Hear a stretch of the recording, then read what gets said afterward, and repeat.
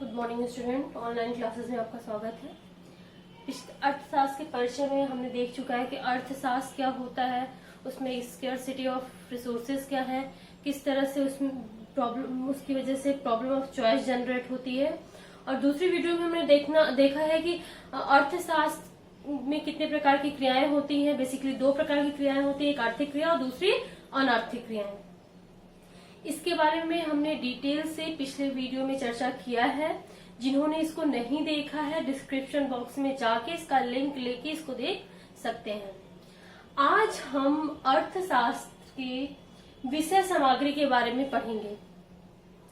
अर्थशास्त्र के विषय सामग्री में पढ़ने के पहले हम ये जान लें कि क्लास 12th में, कक्षा 12 में यूपी बोर्ड वालों को दो पेपर पढ़ना है। एक है व्यष्टि अर्थशास्त्र और दूसरा समष्टि अर्थशास्त्र। जिसमें हम इन दोनों पेपर को पढ़ना है, तो पहले हम इसका परिचय जान लें कि व्यष्टि अर्थशास्त्र होता क्या है, इनमें हम किनका अध्ययन करते हैं, और समष्टि अर्थशास्त्र क्या होता है, इसमें हम किन विषय वस्तुओं का अध्ययन करते हैं।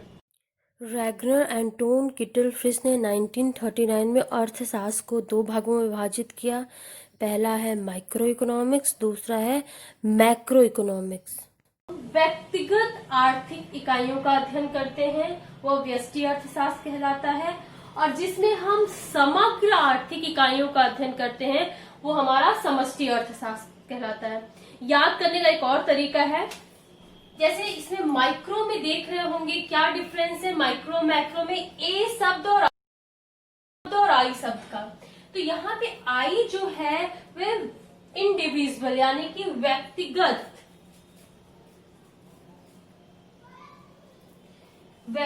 स्तर को बताता है, और यहाँ पे ए जो है समझने के लिए एग्रीगेट समग्र।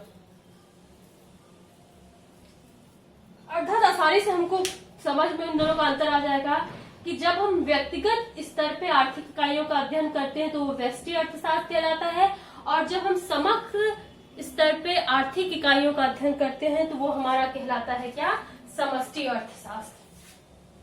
इसको उदाहरण से समझते हैं।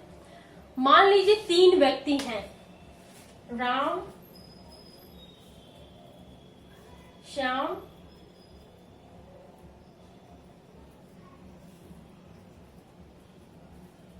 और कृष्णा। मान लीजिए तीन व्यक्ति हैं। एक का आय 1000 है, दूसरे का 2000 है, तीसरे का 3000 है। जब हम सिर्फ राम की आय की बात करते हैं तो वो क्या हो जाएगा, व्यक्तिगत स्तर पे हम इसका बात कर रहे हैं, सिर्फ राम के बारे में बात कर रहे हैं, तो इसका मतलब ये किसके अंतर्गत जाएगा, आपका व्यष्टि अर्थशास्त्र के अंतर्गत जाएगा। जब हम राम, श्याम और कृष्णा तीनों की आय को जोड़ देते हैं, जब हम तीनों की आय को जोड़ देंगे तो ये क्या हो जाएगा आपका, ये हो जाएगा आपका समष्टि अर्थशास्त्र। जब हम राम, श्याम, कृष्णा तीनों की आय जोड़ देते हैं तो वो क्या हो जाएगा, जब समग्र स्तर पे इन तीनों की बात हम जब करने लगेंगे तो वो क्या हो जाएगा, हमारा समष्टि अर्थशास्त्र हो जाएगा। एक और उदाहरण देते हैं जिससे आपको थोड़ा क्लियर हो जाएगा। जैसे मान लीजिए हम माइक्रोस्कोप से किसी वस्तु को जो हम देखते हैं तो जो उसमें हमको छोटे छोटे सेल्स दिखाई देते हैं, वो सेल्स जो होते हैं वो इकोनॉमी के माइक्रो पार्ट है, वो व्यष्टि अर्थशास्त्र के पार्ट है। और जब हम उस वस्तु को देखते हैं, उसके बारे में जब हम अध्ययन करते हैं, जो बड़े बड़े स्तर पे दिखाई देते हैं, वो हमारा क्या हो जाता है, समष्टि अर्थशास्त्र। और फॉरेस्ट्री का उदाहरण देते हैं। जैसे मान लीजिए एक जंगल है, वहां पे जो छोटे छोटे जो पेड़ हैं वो क्या हमारे हैं, माइक्रो इकोनॉमिक्स के पार्ट है, व्यष्टि अर्थशास्त्र के पार्ट है। और जो वो जंगल है वो हमारा क्या है, समष्टि अर्थशास्त्र का पार्ट है। जब हम उन छोटे छोटे पेड़ों के बारे में बात करते हैं तो हमारा क्या कहलाता है, व्यष्टि अर्थशास्त्र। हम उन जंगल के बारे में बात करते हैं तो वो हमारा क्या हो जाएगा, समष्टि अर्थशास्त्र मतलब उसमें जितने पेड़ है उस जंगल में उन सभी के बारे में जब हम बात कर रहे हैं तो वो हमारा समष्टि अर्थशास्त्र के अंतर्गत जाएगा।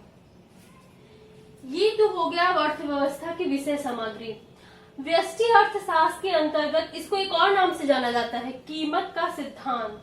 कीमत का सिद्धांत क्यों कहा जाता है? क्योंकि इसमें वस्तुओं और सेवाओं का मूल्य का निर्धारण किसमें किया जाता है? व्यष्टि अर्थशास्त्र में किया जाता है। तो इसको हम क्या कहते हैं? समष्टि अर्थशास्त्र को आय और रोजगार के सिद्धांत के नाम से भी हम जानते हैं। समष्टि अर्थशास्त्र में हम राष्ट्रीय आय, अर्थव्यवस्था में संतुलन तथा असंतुलन का सिद्धांत और समग्र मांग एवं समग्र पूर्ति का सिद्धांत के बारे में हम अध्ययन करेंगे। समष्टि अर्थशास्त्र का एक और उदाहरण देते हैं, जीडीपी। आपने नाम सुना होगा जरूर, जीडीपी। जीडीपी का फुल फॉर्म है ग्रॉस डोमेस्टिक प्रोडक्ट, हिंदी में इसको कहते हैं सकल घरेलू उत्पाद। हमारे देश में एक वर्ष में वस्तुओं और सेवाओं का जो उत्पादन होता है उसके मूल्य के निर्धारण को हम क्या कहते हैं? जीडीपी कहते हैं, gross domestic product, gross domestic product.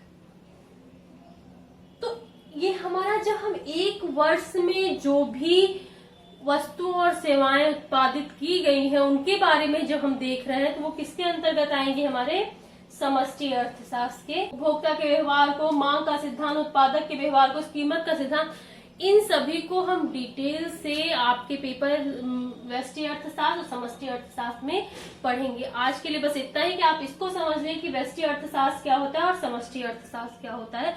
इससे आगे के जो चैप्टर्स आने वाले, अध्याय आने वाले हैं, उनको समझना आसान हो जाएगा। नेक्स्ट वीडियो में हम मिलते हैं, व्यष्टि अर्थशास्त्र चलेंगे। पहले व्यष्टि अर्थशास्त्र के एक अध्याय को पढ़ेंगे, फिर समष्टि अर्थशास्त्र के एक अध्याय को पढ़ते चलेंगे। इससे आपकी समस्याएं भी क्लियर होती चलेंगी